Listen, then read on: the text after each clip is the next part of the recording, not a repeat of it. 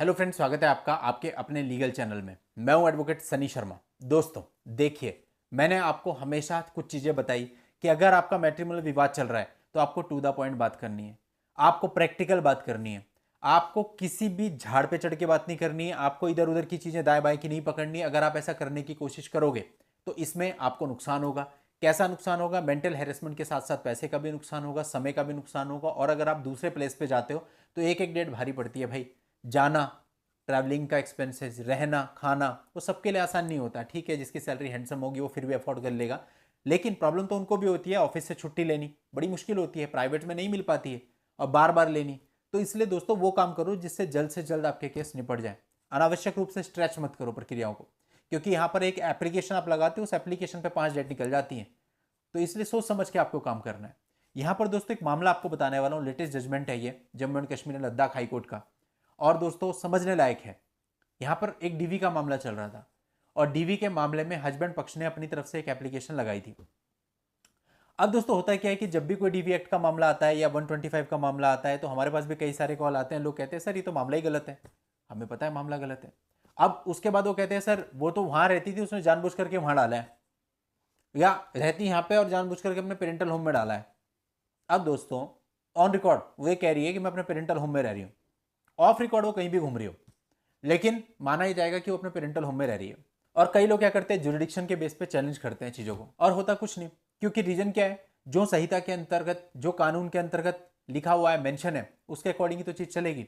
ऐसे दोस्तों कई लोग और भी बहुत सारी प्रक्रियाएं अपनाते हैं। कई लोग कहते हैं ये तो केस झूठा है जी, मैं तो डिसमिसल डाल दूंगा, डिसमिस हो जाएगा। नहीं होना है डिसमिस, पता है हमें। बाकी अगर आप टाइम लगाना चाहते हैं लगाइए, आपकी मर्जी। आप देखिए ज़्यादा ज़्यादा डीवी में डिस्चार्ज में जा सकते हैं कि चलो उम्मीद होती है कि डिस्चार्ज हो जाए, वो भी बहुत कम उम्मीद होती है, क्योंकि नहीं होता तो चलो हम सेशन कोर्ट में चले जाएंगे। लेकिन आप सोचो मैं पूरा केस ही खारिज करा दूंगा, ये लगभग इंपॉसिबल है आज के समय पे। कोई भी मजिस्ट्रेट ऐसा ऑर्डर नहीं करेगा। अब दोस्तों इसमें क्या होता है, आपका टाइम वेस्ट होता है और आप ज़्यादा कोर्ट को दबाव डालते हैं कि नहीं जी, नहीं जी, नहीं जी, और कोर्ट भी देखती है बिल्कुल आउट ऑफ द बॉक्स बात कर रहे हैं, तो कोर्ट भी आपके लिए नेगेटिव हो जाती है। तो नेगेटिव इमेज भी कोर्ट में हमें नहीं बनानी है। तो इसलिए सारे काम वो करने हैं जो प्रैक्टिकल लेवल पर होते हैं। इस मामले के अंतर्गत पति पक्ष ने एक एप्लीकेशन लगा दी कि भाई जो पत्नी है वो पर्टिकुलर जगह की स्थायी निवासी है, और जहां से उसने केस डाला है वहां पे तो वो बस जस्ट रह रही है वर्तमान समय में, और उसने वहां से केस डाल दिया। ये केस हम पे बनता नहीं है। जो मजिस्ट्रेट साहब है उसको भौगोलिक स्थिति के आधार पर जुरिडिक्शन प्राप्त नहीं है। जब मामले को हाईकोर्ट ने पूरे तरीके से देखा तो हाईकोर्ट ने कहा कि खुद डीवी एक्ट के सेक्शन 27 के अंतर्गत ये लिखा है कि जो पीड़ित व्यक्ति है वो उस जगह पर जहां पे वो स्थायी या अस्थायी रूप से निवास करता है या कार्यरत है, वहां पे वो केस डाल सकता है। बहुत सिंपल है ना। जब सेटल्ड है उसमें लिखा हुआ है अस्थायी रूप से, यानी कि अगर वो कुछ दिनों के लिए भी वहां रह रही है तो वहां से केस डाल सकती है। जरूरी नहीं है कि वो वहां की स्थायी निवासी हो। अब आप क्या करोगे?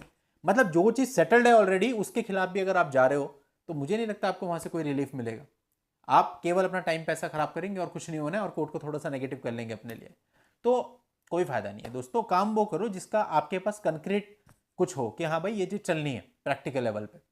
अब ऐसा नहीं है कि कोई भी आपने आर्टिकल पढ़ लिया, कोई भी आपने वीडियो देख लिया, वहां कुछ ऐसा बता रहे थे, जाके आप इंप्लीमेंट करने लग गए। सारी ही चीजें सही नहीं होंगी। गूगल पे जितना कुछ देखते हो सारा ज्ञान सही नहीं होता, बहुत सारी चीजें गलत भी होती हैं। इवन मैं खुद कल पढ़ रहा था, यही नए कानून पढ़ रहा था, तो इसमें मैंने देखा जो पहला वाला बिल है जो आईपीसी को रिप्लेस कर रहा है, उसके अंतर्गत एक वीडियो देख रहा था, उसमें बोल रहे थे इसमें 29 चैप्टर है। अब सोचिए मैं भी उस वीडियो को देख करके अपना वीडियो बना देता तो गलत हो जाता। जब मैंने उसको प्रॉपर पढ़ना शुरू किया तो उसके अंदर केवल 19 ही चैप्टर थे। तो यानी कुल मिला के सारी ही चीजें सही थोड़ी हैं। तो आप आंख बंद करके किसी पे भी विश्वास नहीं कर सकते। आप पहले चीजों को देखिए कि जो चीजें आप देख रहे हैं, पढ़ रहे हैं, वो एक्चुअल में प्रैक्टिकल हैं भी या नहीं। जो चीज आपको लगती है प्रैक्टिकल है, केवल उसी को इंप्लीमेंट करने की कोशिश करो। अनावश्यक रूप से चीजों में पढ़ोगे कि हाँ जी ऐसा बताया था, ये तो ऐसा हो जाएगा, नहीं होगा। होगा वही जो कोर्ट में चलता है, और कोर्ट में क्या चलता है वो कोर्ट के अंदर रहने वाला इंसान आपको बता सकता है। लाइक हम लोग वहां पे प्रैक्टिकली डील करते हैं, हमें पता है कि ये चीज नहीं होगी और ये चीज होगी, तो जो चीज होगी उस पर ही हम फोकस करते हैं। यानी कि शॉर्टकट में अगर हमको बाहर निकलना है तो हमें अपनी प्रक्रियाओं को शॉर्ट से शॉर्ट रखना है, अनावश्यक लेंदी नहीं करना। जहां हमें केवल लगता है कि हाँ हमें 10% भी चांस है कि हमें फायदा मिल सकता है तो उस पर हम ट्राई जरूर मारेंगे। लेकिन जहां हमें पता है कि यहाँ पे फायदे का एक सिंगल % भी चांस नहीं है, 100% हमारी पिटीशन या हमारी एप्लीकेशन खारिज होनी है, तो मैं क्यों उसमें अपनी एनर्जी और टाइम लगाऊंगा। तो इसलिए दोस्तों आपको भी इसी प्रकार से चलना है। तो उम्मीद करता हूं आपको पूरा मामला समझ में आया होगा। जजमेंट देखना चाहते हैं तो इस वीडियो के नीचे डिस्क्रिप्शन में आपको लिंक मिल जाएगा, वहां जाकर के आप इस जजमेंट को भी देख सकते हैं। आज की इस वीडियो में इतना ही। नेक्स्ट वीडियो में नई जानकारी के साथ मैं आपसे फिर मिलता हूं। तब तक के लिए goodbye and thank you for watching. Take care.